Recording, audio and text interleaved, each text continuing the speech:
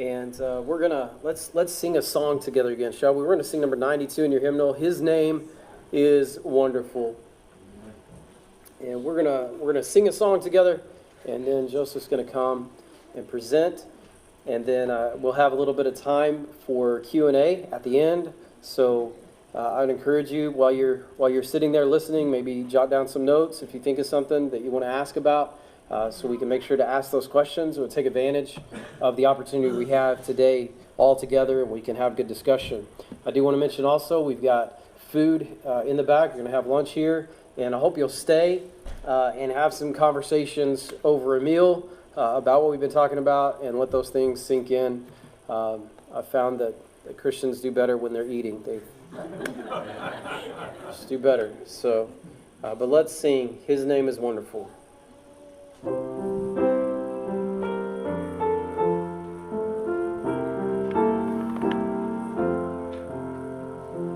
His name is wonderful. His name is wonderful. His name is wonderful. Jesus, my Lord. He is the mighty King, Master of everything. His name is wonderful. Jesus, my Lord. He's the great shepherd, the rock of all ages. Almighty God is He. Bow down before Him, love and adore Him. His name is wonderful. Jesus, my Lord. Amen. Will Joseph come? All right, it is good to be here today. So my name is Joseph Silk. I live over in Beggs, Oklahoma, about an hour and a half from here. Me and my wife Kimberly live over there. We have 9 kiddos. I have 2 of my daughters with me. Usually we bring the whole crew, but they were feeling a little tired. We've been doing some traveling lately, and so that's what I served in the state senate for 6 years, from 2014 to 2020. I served in the Oklahoma State Senate, and we were able to run abolition legislation for 5 years in a row. Failed to get it passed, and we're going to talk a little bit about why that was. But now that I have departed the Senate, we founded, myself along with a group of pastors here from Oklahoma, founded Liberty Rising Institute.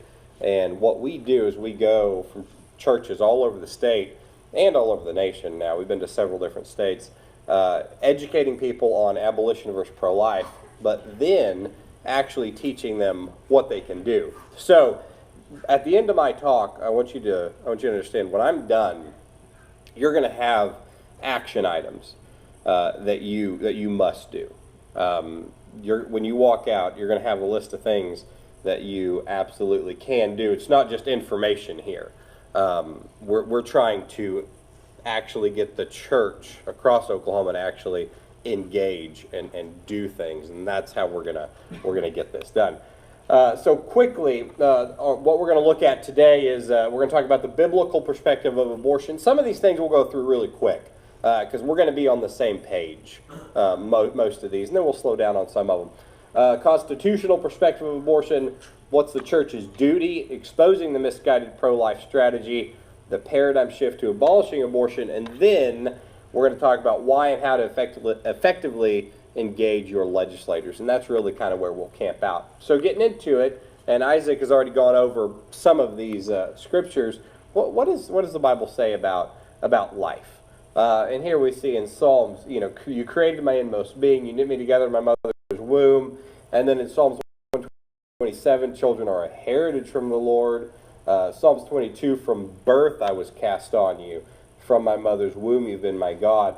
And then in Isaiah, we've already talked about that. Woe to those who enact unjust decrees and draft oppressive legislation. And then Proverbs 6, there are 6 things that the Lord hates. 7 that are detestable to him, haughty eyes, lying tongue, hands that shed innocent blood. So we're all going to probably agree. Life begins at the moment of fertilization. Killing that life is murder. Okay, so we're all going to be on the same page there. So what does the Constitution say about abortion? Because most places I go, they're like, well, and even legislators, even the Senate pro tem, Greg Treat here in Oklahoma says, well, it's a constitutional right. Abortion is a constitutional right. You'll hear people say that. No, it's not. Because what the Declaration of Independence, our founding documents, talks about everybody having a right to life. The 14th Amendment of the Constitution says no state shall deprive any person of what is the first thing? Life. Then in the state of Oklahoma, Article 2, Section 2, and Article 2, Section 7, no person shall be deprived the right to life. So the Constitution clearly upholds the right to life. That's what the Constitution says about it. So really what's going on is abortion is unconstitutional, and any state that is allowing it is actually in violation of the U.S. Constitution. But for some reason, that's not what we're being told. So we live in a great state and a great nation where our laws, our constitutions, right, they already protect life. So Scripture says that we must. Luckily, we live in a country that says we must through our laws. But even if we didn't, no state government anywhere has the moral authority to authorize the killing of innocent children. But we have everything on our side already. So we just have to engage and get this taken care of. So what is the church's duty? Well, we already looked at some of these. Psalms 82, give justice to the weak and the fatherless, maintain the right of the afflicted and the destitute, rescue the weak and the needy, deliver them from the hand of the wicked. This is what Christ did for us. This is what we must do as well. And then Proverbs 24:11, rescue those being taken away to death. It's a biblical commandment here. So the question that I pose to churches when I go speak to them, what is it as a church and as individual Christians are you doing to rescue those being taken away to death? What are you doing on a daily basis or on a weekly basis, every month, whatever? What action are you doing to do that? Because sadly, most of us have not been doing anything because we've been following the cues of the pro-life industry. Proverbs 28:1 says the righteous are as bold as a lion. Is the church in Oklahoma being bold when it comes to speaking truth about abortion? They haven't been yet. Things are changing very, very rapidly. And then Ecclesiastes, we have to understand that there is a time for everything. We, the church, are commanded to be bold and rescue those being led away to death. Are we doing that? And for a long time, we have not been. William Wilberforce, who's a British politician very involved in the abolition of slavery, said, let it not be said that I was silent when they needed me. I know people that are very close to me, they have been silent. They haven't said a thing. Because, see, I truly believe that we will abolish abortion. And the question is that we all need to answer, when that happens, and our kids look back on abortion as a dark spot in our history, the way that we look back at like slavery was a dark spot in our history, what are we going to be able to say that our role in abolishing abortion was? Because for the vast majority of people, they're not going to be able to say that they did anything. They're just going to say, well, I didn't like it. Well, what'd you do? Nothing. Dietrich Bonhoeffer, German theologian and pastor during the time of Nazi Germany, he was facing a different evil in his time, but he said, silence in the face of evil is evil itself. God will not hold us guiltless. Not to speak is to speak, not to act is to act. We are not to simply bandage the wounds of the victims of injustice. We are to drive the spoke into the wheel itself. He later died in Flossenburg concentration camp in Germany. So exposing the misguided pro-life strategy. Now, we've already talked a little bit about this, but I do want to hone in on it a little bit more. Up until recently, pro-life organizations and all the legislation that they have put forward and told us to get behind really just say when, where, and how you can kill your child. Every piece of pro-life legislation that's been passed through these organizations, that's what it's ended in. It always ends in how you can kill your baby. Here is some examples. Heartbeat bill, we've already looked at some of these. Let's look at them though. The ultrasound bill, you can't kill your baby unless the mother sees an ultrasound first. Now once she sees a picture of the baby, then she can kill it. Father's consent. Mom can't kill the baby unless the dad agrees, then they can kill their baby. These are pro-life bills that National Right to Life, all these Christian organizations have championed. Down syndrome bill, you can't, if you find out that a child in the womb has Down syndrome, you can't kill it. If it doesn't have Down syndrome and you want to have an abortion, go ahead. Again, this is what we've been told. Constitutional amendments, number 10 there. Okay, well, let's do a constitutional amendment. For what? What do you need the Constitution to say? Because we already looked at that. Both the U.S. Constitution and the Oklahoma Constitution explicitly say everyone has a right to life. What do you want it to say? Just uphold it.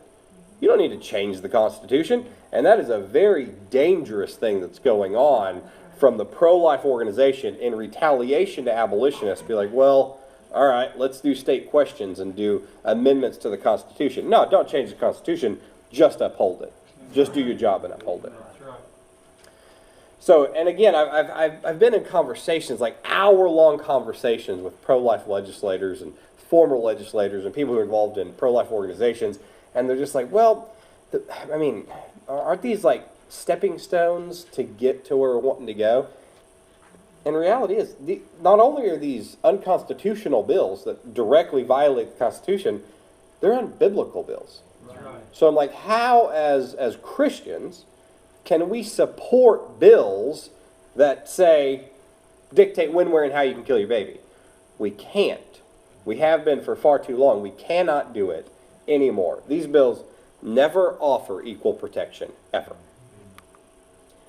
And decades, and we've already talked about that, decades of this have resulted in over 63 million abortions nationwide, roughly 5,000 a year in Oklahoma, because of our pro-life laws. Why is that? This is a whole nother talk, but I'll touch on it. Why? Why are pro-life organizations and pro-life legislators, why are they doing this? Reality is it's because they have a cozy relationship. Okay, so-and-so legislator will get elected. He's kind of a hometown boy, right? He's going to go up there.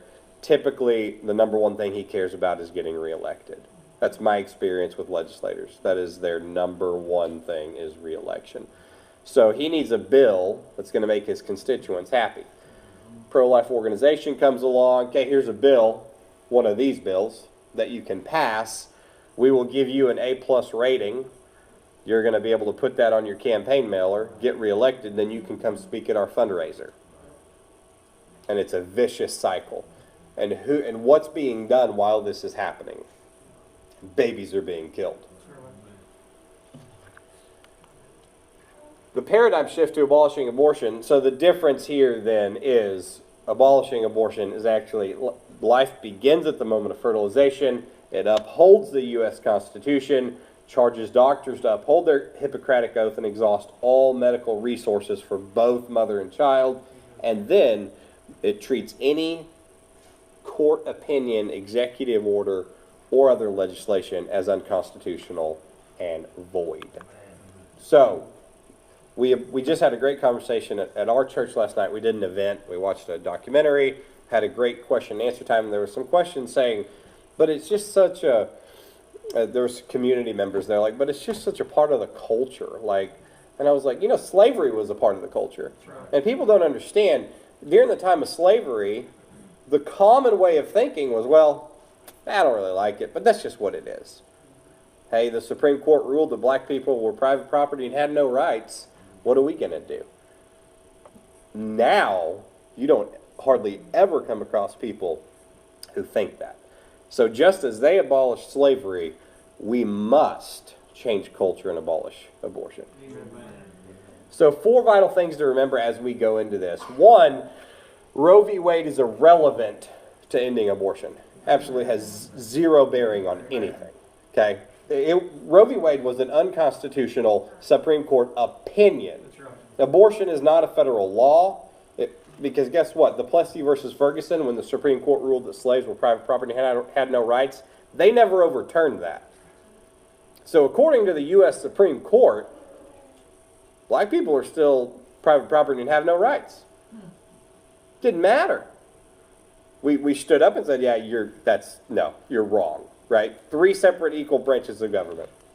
If Roe v. Wade was overturned on Monday, abortion would still be completely fine in Oklahoma. Why? Because of our pro-life laws. Because we've put on our books, this is, as long as you do these things, you can kill your baby. It has nothing to do with Roe v. Wade. So if anybody says, well, man, I wish we could do something, but, Roe v. Wade decision, well, it was an opinion, it needs to be ignored. And people are like, can you ignore the Supreme Court? Yes, we're told to ignore the Supreme Court, and we're actually doing it right now. So, for example, Gonzalez versus Reich went all the way up to the Supreme Court out of California in 2010, and they said no state can distribute any form of marijuana. That's still standing. Do you know how many states are distributing marijuana, medical, recreational, whatever? What's happening? Nothing. Absolutely nothing. So we can ignore a Supreme Court opinion when it comes to weed, but we won't do it to stop killing babies. 2, at this point in this fight right now where we're at historically, the best way to end abortion is to petition your state legislators. The state has the capability, duty, to end abortion, to stand up and say, we're not doing that anymore in our state. That is what their duty is. That's what they swore to do. And 99.9% of state legislators are violating their oath of office. But they can do it. We can change the state government soon.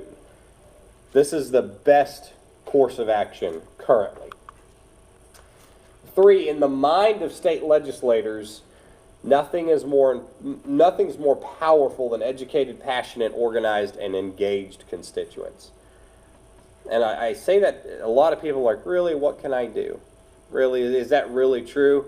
And I have story after story after story of how 1 or 2 constituents swayed a senator's vote. There's a couple that stand out. We were on the Senate floor, and a senator from Norman came. He said, hey, can we talk in your office after? I said, yeah, that's fine. So he got a couple of the senators, went to my office, and he said, listen, there's some homeschool moms on Facebook that have got my wife all up in arms because I'm not supporting abolition. Can you, call them off? And I was like, first off, I don't even know who they are. No, I'm not going to call them off, even if I did know who they are, because you need to do that. Your constituents are telling you to end abortion and get behind this bill. But you've got a couple homeschool moms that were on Facebook making comments, got to a senator's wife, and it spurred a meeting up at the state capitol. He was not happy about it either. Senate Bill 13, whenever I made a motion on the Senate floor to make that bill eligible to be heard, there was only 4 senators out of 48 Oklahoma State senators who voted in favor of it. Myself, another guy who was going to, and 2 other ones. The only reason those 2 did is because 1 constituent was on their case. Roland Peterson, a senator from up in Enid, I know people in his district. I called him and I said, hey, I really need your senator to vote yes on this. And they said, we'll call him this morning, he'll do it. And he did. Another one, Senator Chris Kidd from down in the Lawton area. He was a freshman senator, and there were some pastors in the area. They called him. They said, you better vote yes on this motion, or we will tell everyone. And I watched the floor leader harp on him for 20 minutes trying to get him to change his vote. I stood there this far away and listened to her. You need to vote no on this. And he said, I'm not going to do it. Because he knew his constituents were watching. Now, when I say this, And as we move into the next part of this, I'm not talking about a full-time deal. In my 6 years of experience up there, if you are willing to give 15 minutes a week and a couple hours per month dedicating to talking with, communicating with, and petitioning your state legislator, you're probably going to be the most influential constituent that he has involvement with. That's how little constituents actually talk to their senators and representatives. It is very, very rare. 15 minutes a week, a text message, an email, a card, whatever it may be, and then once a month maybe take him out to coffee with a group of you. That's all.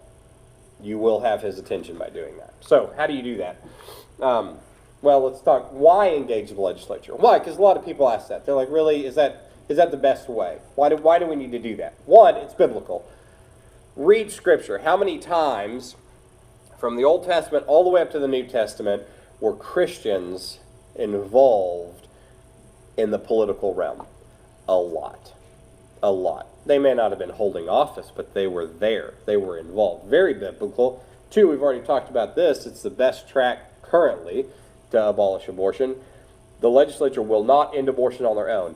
And I want you to really let that sink in. They will not do it unless we tell them to do it.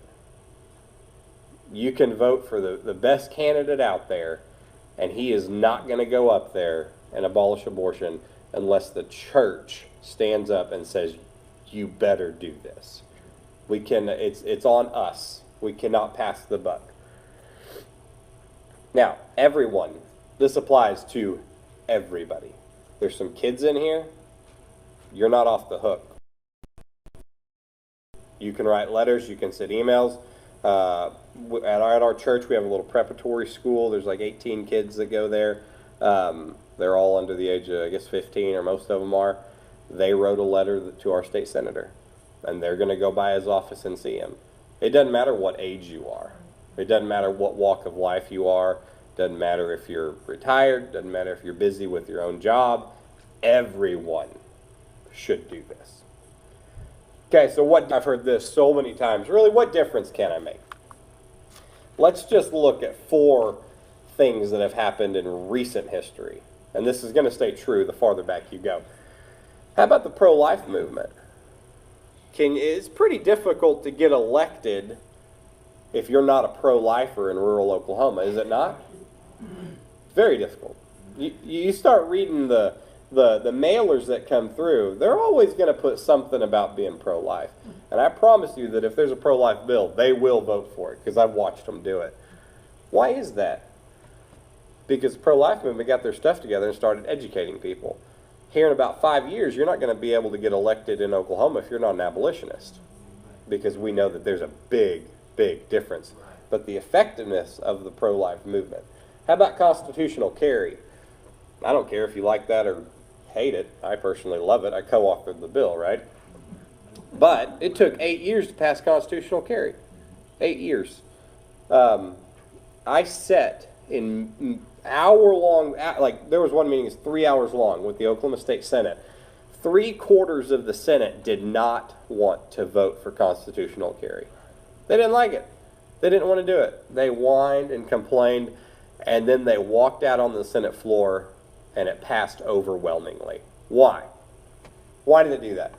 Because the people of Oklahoma said, we want this, you better do it, and you have the NRA and the OK2A and these other organizations just ready to send out emails. And they knew that if you're from Muldrow, Oklahoma, your constituents are from Muldrow, Oklahoma, and they vote no on that, that's going to be a problem. And it's like that all over the place. How about the 2017 Teacher Walkout? You guys remember that one? 2017, you had a Republican-controlled Senate, a Republican-controlled House, a Republican in the executive branch. We weren't going to raise taxes, right? It was highly unpopular. 20,000 teachers walk out, and in a week, they passed $485 million in new taxes. Why? Because the people said so. Because they knew if they didn't, the teachers and superintendents were going to be very, very upset. What about medical marijuana? Real small percentage of people in Oklahoma wanted medical marijuana, but they just happened to be the ones that voted, right? The people wanted it, and they got it. And I'm not talking about the majority of people on all of these things. That was a question that came up last night. I'm not talking about the majority of people. You only need 1.5% of the population of Oklahoma to engage the legislature to get whatever you want. 1.5%. That's it. So, it absolutely can and will make a difference. So, how do we do it? So, this is where, this is what you have to do now. One, get educated. You're here Saturday morning. You're learning stuff that Isaac's talking about. Get educated, but also educate your circle of influence. So there's some information out there at Liberty Rising's table. We've got common objections. We've got this information. Take that stuff. Take it with you, right? And two, educate your circle of influence here. So this meeting should turn in to 5 or 6 other meetings. There's a lot of pastors here. This needs to happen at y'all's church. This needs to happen at your community. It doesn't have to be at a church. If you go to the coffee shop and there's 6 guys, call me. I'll go to the coffee shop, and we'll talk about this. You got a homeschool group? You want to talk about this with a homeschool group? You want to do it at a Sunday school class? It doesn't matter. This stuff has got to start spreading. Okay? So, get educated and educate your circle of influence on abolition, the failure and the unbiblical nature of pro-life bills, but then also what we're going to do. Because knowing it doesn't change anything. That's right. 2, build your team. You're going to need, you can be very effective as one person with a legislator. But if you take 3 or 4 guys with you, you're going to be that much more effective and influential. So, for instance, this church, say Isaac's like, you know what, I'm going to go talk to our senator. Take 5 guys with you. Okay? Your coffee shop guys, whatever it may be. Guys at work, okay? So you got a construction crew, for example. Hey, they're all on board. Great. Build your team. Get a team of dedicated people. If every church in Oklahoma had 3 people that would engage their legislator, it'd be a complete game changer. But more realistically, I've told people this a lot, if there's 48 state senate districts in the state of Oklahoma, if just 3 churches out of every state senate district had a little 3 or 4 man legislative ministry team, that's going to spur meetings at the governor's mansion with the governor and legislative leadership. And they're going to be like, what are we going to do about this? That's it. 3 churches, remember, every state senate district. And that is one of the goals that we have at Liberty Rising, is to go talk about this, give them the information, and help them do that. And it has been very, very successful so far. So once you build your team, you engage your legislators. What does that look like? Well, it's actually really simple at first. If you don't really know who they are, you may know of them, you may have met them a couple times. They need to know you pretty well. So the first time you set up a meeting, so you're educated, you got your team. Okay, now we're going to engage the legislature. What does that look like? Email them, call them, set up a meeting. It can be at the Capitol, or better yet, take them to coffee or take them out to dinner back in the district when they're back here in the evening or on the weekend or whatever it may be, right? It's a very introductory meeting. Say you've got 4 guys. Take them out to coffee. Okay, who are they? Okay, you introduce yourself. Here's who you are. Here's what you do. Your team introduces themselves. Ask them what got them into politics. What are they passionate about? What is it? Second Amendment stuff, low taxes, whatever it may be. Find out what got them into politics. You're getting to know this person, right? We're not showing up with signs and, we're going to go start thumping them on the head you got to get to know them. That's how you're going to be effective. Introductory meeting can be very, very brief. Very brief. Or it can be long. We did this with our church. We had 9 people, and I go to a small church, First Baptist Church Beggs. Nine guys got together. The wives and kids were there as well. They made dinner. We had 2 state senators over because there was 2 of them that make up our church. We had cookies and coffee. Just went around the table, talked to them. They're at the fellowship hall in the church, and they got to know each other, right? And then towards the end, are you familiar with the abolition movement? They'll say, no, that's not true. They're very familiar about it. They talk about it a lot. They know what's going to happen in a week. Be like, well, here's the deal. This is what we've been doing. That's unbiblical, unconstitutional. This is what we've got to do. Here's some information. Read over that. We're going to be following up with you. And that's it. It's that simple. That is the first introductory meeting. 95% of people have not done that. And you have to do it. Now, you have to be consistent after that. Okay? You have to be consistent. Like I said, 15 minutes a week, a couple hours a month. That's not a lot. We do so much useless stuff in that amount of time. But then be consistent. Write a postcard, whatever. Send an email. It doesn't matter. Just continue to follow up every couple weeks. And don't forget. And somebody said, what's the best way to communicate with my legislator? I said, it doesn't matter as long as it's consistent. It does not matter. Email, phone call, voicemail, text, just be consistent. So give him a few weeks, right? And then have a follow-up meeting with him again.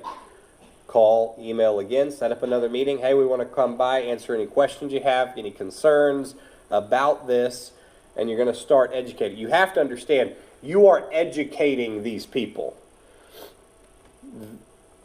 They're not educated on this topic. You have to educate them. You have to show them this is what you've been doing, this is wrong, we have to do this. And it's different for everybody. It took me 5 minutes. And I thought that was going to be great because that's how everybody was going to be. Well, I know other people that it's taken a lot longer. But you have to build that relationship and you have to be consistent in talking to them.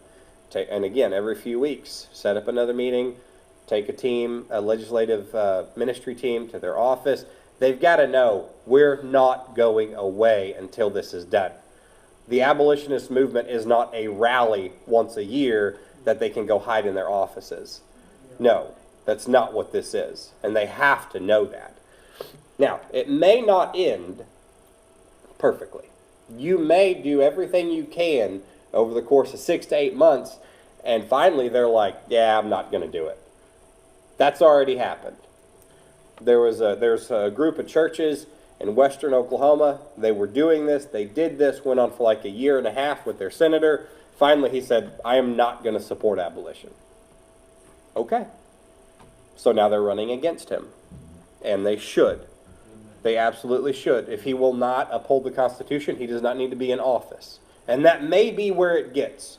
That may be where it ends with your relationship with your, and then you replace him with somebody that you know or somebody else, and you keep that relationship again with that person, and you continue to stay on them.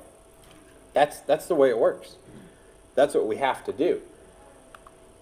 So the goal is your elected official should know you and your team by name.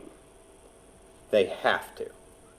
That's how often they should see your name in a text message or on a voicemail or on a note card. They should know you by name. So-and-so from this town. I know exactly what he wants, and I know he's telling everybody and their dog about it. Because a lot of these state senators and state representatives know that local elections, a lot of times, come down to just a couple hundred votes. They know that. And a few churches in a state senate district is going to swing that election. They know that, and that's why they're responsive to it. In 2020, it was a couple of years ago, there was 3 incumbent state senators who were beaten, which is kind of unheard of. And one of the primary reasons that happened was because they failed to support abolition. Right. They weren't all replaced with abolitionist state senators. One of them was, but they lost support and they lost their election because people knew what they were doing, or better yet, not doing. So that's it in a nutshell. Educate your circle of influence. What group of people can I talk to and spread this information to? I need to set up one of these meetings. Who's going to be your core team, right? Do you guys have a women's Bible study? Is it them? Is it the guys at the coffee shop? Is it the Sunday school class? Is it the church elders? Whatever it is. And then start scheduling that meeting on Monday. If you don't know, my cell phone is on all of that information out there. I'll do it for you. You call me or text me and be like, okay, we've got some guys from our church want to meet with our state senator. We don't know who the state senator is. Great. Give me your addresses. I'll find out who he is. I'll call, I'll set up the meeting, and I'll meet with you beforehand to tell you how the meeting's going to go. That's what Liberty Rising does. We try to shepherd your church into that ministry arena, ministering to your legislators. So, again, in closing, biblical perspective on abortion, we talked about that. We harped on what the Constitution says about it. What's the church's duty? Again, this isn't something that, hey, if everything's good, go ahead and do this. No, we are to go rescue those. There's a lot of ways to do it. This is one of them. The misguided pro-life agenda, we talked about that. And then the paradigm shift to abolishing abortion, clarified what an abolition legislation was, and then why and how to effectively engage your legislature, which is kind of where we camped out. So again, we abolish slavery.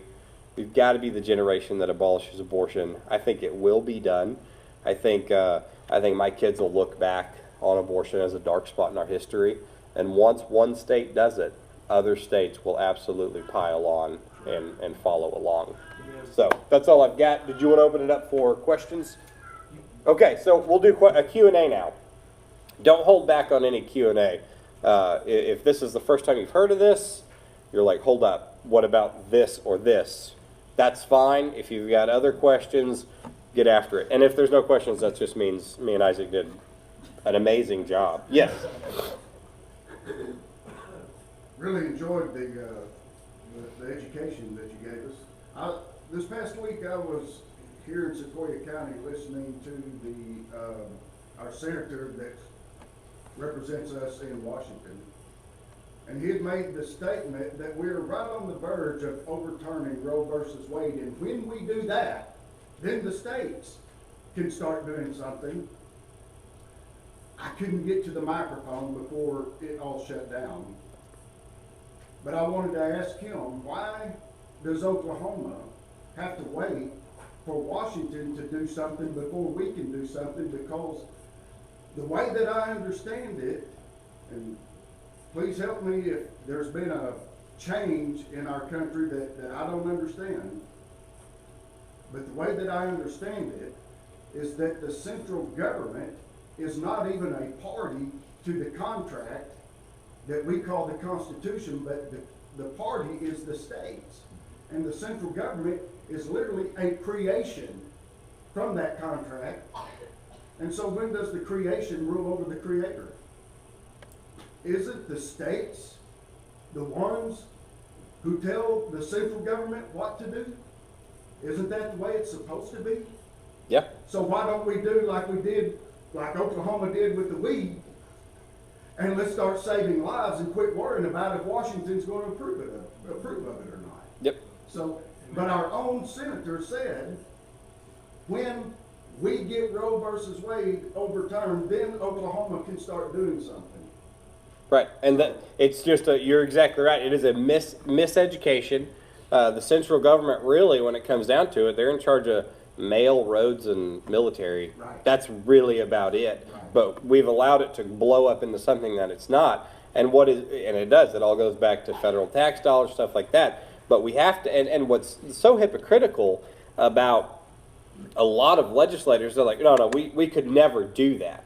So, for example, there were some legislators in Arkansas, actually, that they were like, yeah, there's no way we could do abolition and defy the feds. The same legislators, when Biden was elected, they authored legislation that say if the federal government does anything to nullify or take away our Second Amendment rights, we will nullify that decision. They'll do it for guns, but they won't do it for babies? Right. Come on, here in the state of Oklahoma, Greg Treat, Senate Pro Tem Greg Treat, again said, we cannot do that. But then in 2014, he authored a bill that says if the EPA comes in and slams down a bunch of regulations, we will ignore them. Because they know that the states can indeed ignore, not only can, should have the duty to ignore unconstitutional, whether it be legislation or Supreme Court opinions. But again, and I've talked to Langford before, and do you guys want to start a civil war? No, we're trying to stop a civil war. And if you guys don't get your stuff together, what are you going to do? Because they didn't handle slavery properly. And again, if he was, so I would ask, if he was a senator during the time of slavery, would he say, well, once the Supreme Court overturns, Plessy versus Ferguson, then we might be able to do something about slavery? Sadly, he probably would. That would be his answer. But that's not very popular. But a lot of people think that way, and it's just kind of, they want to pass the buck. And the whole idea of, man, if we could overturn Roe v. Wade, if we could just have more Supreme Court justices that are conservative, they've been saying that for years, dozens of years, and it doesn't matter at all. While you're talking about the Supreme Court, the Guttmacher Institute says that if Roe is overturned, then abortion would be banned in Oklahoma. Do you have any idea why they would say that? Now, they're probably going off, so abortion used to be illegal in Oklahoma. It's still on the statutes that say abortion is considered a homicide. Basically, it's in the homicide statutes, Title 21. But, unfortunately, there's a footnote in there that says this bill is, or this statute is actually null and void because of the Roe v. Wade opinion. So they allowed that to happen. That's probably what they're referring to. But no, reality is if Roe v. Wade was overturned on Monday, abortion would not be affected at all in the state of Oklahoma. Not a bit. Because we've already written on our books, well, this is when, where, and how you can kill your baby. Has nothing to do with Roe v. Wade. Thank you. You keep saying, like, if you write your legislators, or is that 15 minutes, or however many a month, are they actually reading your emails? Are they actually, I mean, in my thought, the ones who really don't care what their constituents say and are just doing their own agenda anyway, don't really put a lot of forethought or like something that they're not going to do anyway in their mind. They're just like, oh, check that, or delete that, or oh, another card, so it goes in the trash. How many? So that's a great question, because that goes back to what difference can I really make. So there's a couple aspects of it. One, they will see it, especially if you make sure they know. Now, because as a state senator, they do ignore things that aren't from constituents, which is sort of justifiable, because you don't even live in my district, you don't vote for me. But as long as, the one thing to definitely make certain of, make sure they know that if it's an email, voicemail, card, whatever it is, that they know you're a constituent. So you live in Muldrow, Oklahoma, and so they know that. The second thing is they will ignore it initially, and that's why that consistency aspect is very important, because we get tons of stuff, right? Tons of emails and cards and letters come through, and you kind of glance at them, right? And most of them, you read them, go in the trash. But then when there's a consistent pattern about an issue from a person or a church or a group of people, they're like, oh, okay. So then they start queuing in. So it's not like an overnight thing. You've got to be constituent or consistent, and then they'll probably initially try to write you off as, oh, fringe abolitionist, wants to secede from the Union. They'll try to do that, but keep it up, and then oh, looks like there's like 3 more people writing about the same issue, and oh, this pastor from Muldrow Church came by and talked to me. This pattern, then they're like, okay, looks like this is the way it's going to go. But we're kind of at ground zero when it comes to engaging the legislature. So we've got great organizations that are out trying to change culture and spread the failures of the pro-life movement. But when it comes to direct constituent to legislator involvement, we're basically just now starting. So like last year at the rally when all doors were closed. Yeah. And they'll continue that. They'll continue we're just going to ignore this and write it off. But most legislators, like a good example, superintendents and teachers have an effect on legislators. Why? Well, there's a couple reasons. One, there's a lot of them, and they know what they want, right? And they're very consistent in communicating. and they're getting information from like the Superintendent Association, and then they're relaying that information. That's what the abolition movement's going to do. But right now, they can write us off, and they'll do that for a while. Like our state senator, I served with him. This guy's my classmate.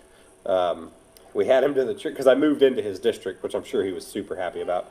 And we had him to the church, talked to him. He wasn't super happy. Well, now the entire team at our church has emailed him a follow-up email and said, hey, were you able to look over that information? Zero response. Zero. So he's ignoring right now. We're going to schedule a meeting with him and go by and expect that. Again, you're in for the long haul here. And it may be, depending on how long your senator or your representative is in, he may be termed out and he doesn't even care. We'll keep that pressure up, because what's going to happen when he's replaced, if you've made enough of an impact, he's going to be like, heads up, everybody wants to abolish abortion, so you're going to have to figure that out. And that's what he'll tell the next guy, right? But we are at a time where they're going to ignore, but we've just got to keep it going, and eventually that's going to break. Because like people say, well, man, if we could just get a whole bunch of abolitionists elected. Well, you're never going to have a majority of abolitionists in the state, legislatively, right? But you don't have to, because they just do whatever the people want, okay? You only need a few. You need somebody to carry the bill. Yes, the more the better, right? But it really comes down to constituent involvement. They will do what they're told if small percentage of dedicated people actually tell them to do it. But we've got to do it. Because right now, like for example, does your state senator, who's the state senator from Muldrow? Does anybody know? Mark Allen. Raise your hand. Well, not everybody's from here. So you can just answer this in your head. Have you specifically, or have you talked to Mark Allen personally and told him, I want abortion abolished? Because the majority of people here would say no. Some people have, which is great. But it's got to be the majority of people have told him that. And that's everywhere I go to. Most people don't even know. They're like, wait, I don't even really know who my senator is, right? Because that's been the norm. And then if they do know who their senator is, even people who are like very dedicated and involved with abolition and movements, they haven't actually set up a meeting with them. And that's what we've got to start doing if we're gonna get their attention. And that's what Liberty Rising's doing, taking these church legislative ministry teams and helping them plug in. And it's not being accepted super well by the legislature. They don't like that. This is not what the legislature wanted to happen with the abolition movement. They wanted them to stay unorganized and go to a rally once a year. And that's not what's happening. We've got abolitionists running for office. Now we've got churches setting up meetings with their legislator, which is good. That's what we need. But keep it up, though. Keep writing the letters. Expect to be ignored. Get 3 friends to start writing letters. How big do you think the gap is between pro-life and abolitionists? For those that are in office that are pro-life, what's it going to take to get them from there, other than just, us doing our part, like you're saying? Yeah. But them personally, like, what do you think the gap is between them? So a lot of them are not going to be in office when abolition actually passes. And they have stood there. They're going to die on the pro-life hill. And it's a pride issue in the sense of, like, a good example, when I Senate Bill 1118, the first abolition bill, which is in 2016, I was pretty excited about it. I was like, this is awesome. This is going to do it. I went to a homeschool dad who's a senator from the Jinx area, sort of. And I said, hey, will you co-author this? We've got to do it. He turned around. He was so mad. He was red-faced mad. And he was like, that bill removes my big pro-life bill from a few years ago. He's like, I'm never going to author that. And I was like, but we don't need your pro-life bill because it does more harm than good. And he just turned around and walked off. So there's a pride issue. A lot of those pro-life guys, that's what they've campaigned on. They've authored the bill. They wrote press releases about it. It's going to take something for them to be like, okay, everything I did was wrong. We actually have to go this way, right? So those kind of guys are probably not going to be in office anyway. Now, we still have to continue to talk to them and still speak the truth on this issue. But there is a growing number of movable, I say they're movable, because with the right amount of pressure, they're just going to do whatever. They're going to be like, yeah, that's fine. They're not most of them are not super passionate about even pro-life issues at all. So if you look at how many bills were filed this year, I think it was like 3,000 or something like that. How many of those are have to do with like a bad pro-life bill? Not very many of them, because they don't really care, and so they're just going to do whatever the people tell them to do. So it's pretty close, I guess, would be the quick answer. As long as we have the people, the growing number is kind of, well, we'll just kind of do whatever, because the old guard is leaving, and they'll continue to do so. Can you tell me when and how that footnote was added to the Oklahoma Constitution? Because I feel like when I was a kid, the only thing I knew about Oklahoma was you couldn't kill your baby here, you had to go to the state. Yeah. And now I'm sitting here thinking, I don't remember the sneakiness that was. No, so that, when it happened, I don't know. So if you look under title, and it's not the Constitution, it's just statute. So it's just statutorial, which obviously has to fall, Constitution's the ultimate authority, and then statute has to fall underneath that. But there is a Title 21 statute that says basically abortion is kind of homicide. I called Supreme Court Justice Wyrick when he was the Solicitor General here in Oklahoma, and I asked him about it. I was like, so this statute isn't enforceable from a statutorial nature? And he said, no, because they accepted the Roe v. Wade opinion or whatever and just said, okay, we're not going to enforce it anymore. So it's still on the books, but they're not going to enforce it.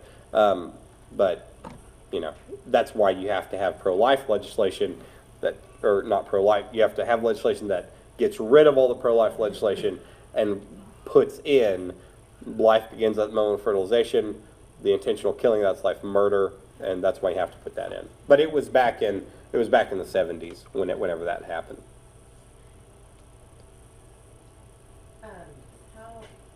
How far up on the chain is Oklahoma with this fight compared to the other states? Do you hear whispers of other states that are doing it? And I don't watch the media that much, so Right. I don't know. So how far up are we? Yeah, so Oklahoma is probably number one in the sense of, especially our grassroots effort, which is really what's going to do it. We're years ahead of all the other states. Now, what's frustrating is I've talked to legislators, people that I was elected with, and they're like, man, we'd love to do abolition once another state does it. Like, that's an excuse. And then I've been to Texas or Arkansas or Maryland, and they're like, we're just kind of waiting for Oklahoma to do it. And so everybody's just pointing, whenever somebody does it, we just don't want to be the first ones, right? And then they're like, well, let's get like a bunch of states together and do like a compact or whatever. And I'm like, just do it. Like, stop making excuses. But Oklahoma is, again, leaps and bounds ahead. Now, politically speaking, what's interesting, in 2016, that was the first abolition piece of legislation ever put forward in the history of the Union when it comes to abortion. Fast forward to today, there's 9 states that are putting forward the legislation. Nobody's passed it, but politically speaking, that is rapid movement. Because there's small pockets of people in these states that are like, yeah, we got to do that, and then they're just jumping on board. And I think part of the reason, especially in Oklahoma, when I go to churches and I talk to churches, there's congregations that are just like, we've been waiting to do something, but we haven't known what to do, and then now we know what to do, and so it's like escalating insanely fast.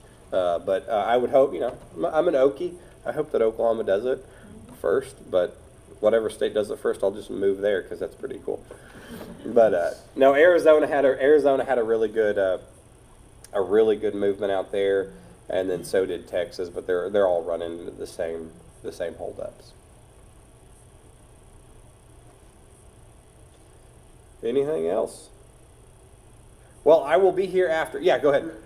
One thing that someone, Chris Ann Hall, I listened to Chris Ann Hall a lot from Liberty First University in Florida. And something she said had a real impact upon me.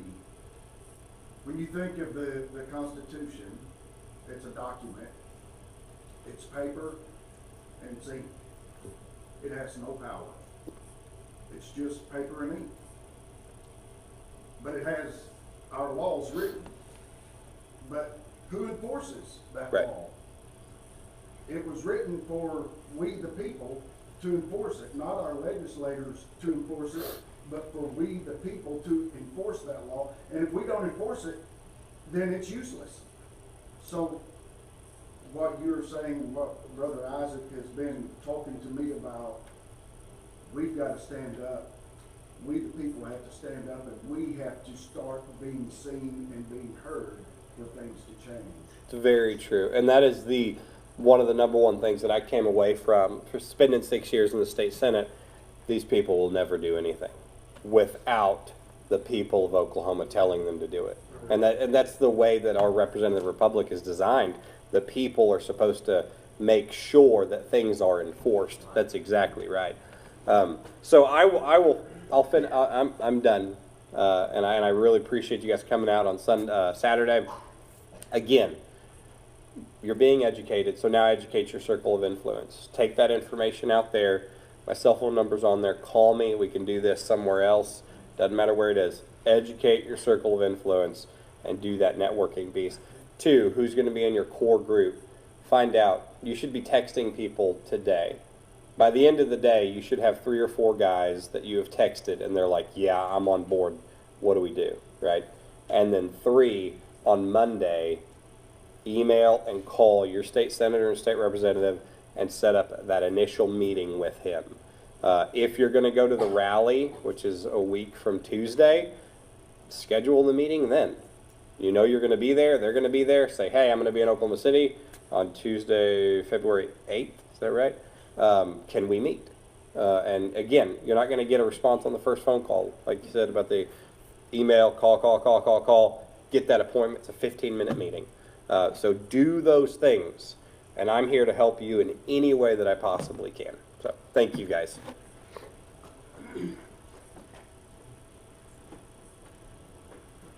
Thank you so much. I'm sure some of you feel like you just took a drink from a fire hose. It's a lot of information, a little overwhelming. But that's one of the reasons we wanted to have lunch, so that you can sit down over a meal together, talk about these things, and start networking. We have people here from other towns, other districts.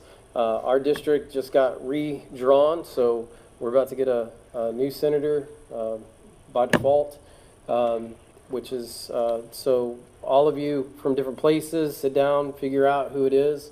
But thank you so much for being here. Brother Steve is here today, and there's a story that he's told several times in relation to evangelism. It's about a man who was driving along and came along a car wreck, and he was interested in what was going on.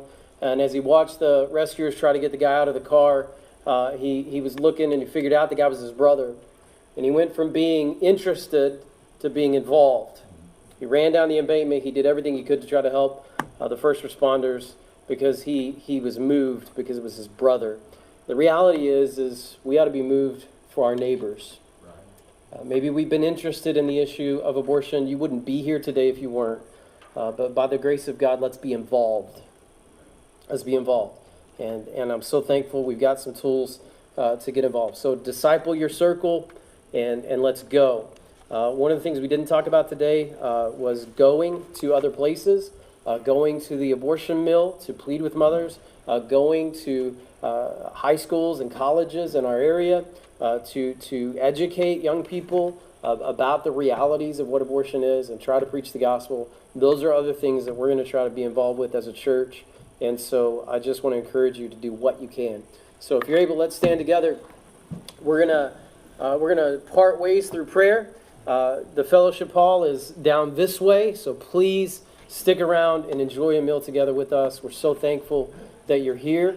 I also want to mention we do want to take up a love offering for Joseph for Liberty Rising. I'm going to take one of these offering plates. It's going to be sitting right back there in the back. If you are moved to do so, please give a little to be a blessing to him, his family, and his ministry. I mean, the man's got 9 kids. He's got 9 kids. So let that weigh on your heart while you think about giving. All right? Any last words? Thank you so much for being here. Brother Dean Reichert, will you lead us in prayer? Lord, we thank you so much for allowing us to be here today. Lord, I thank you for each and every person that was able to be here. Lord, I thank you for Brother Sil and Brother Isaac both, Lord, for their time today, Lord, and the things that they presented to us. Lord, we want to, first and foremost, Lord, we want to do the things that you would have us to, Lord. Just please guide our lives, that we would be a light to each and every one around us in our community, Lord, that we would, Lord, that we would share the gospel, Lord, that we would share Jesus with them. Lord, we also want to see this,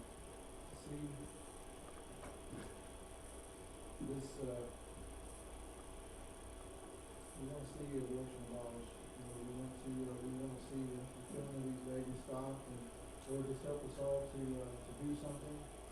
So thankful for the information that we received today. Just help us to use that to help and to work towards this against this. And Lord, we just thank you so much for all the things that you bless us with, Lord, and just continue to guide us and direct us throughout today. Lord, just bless the food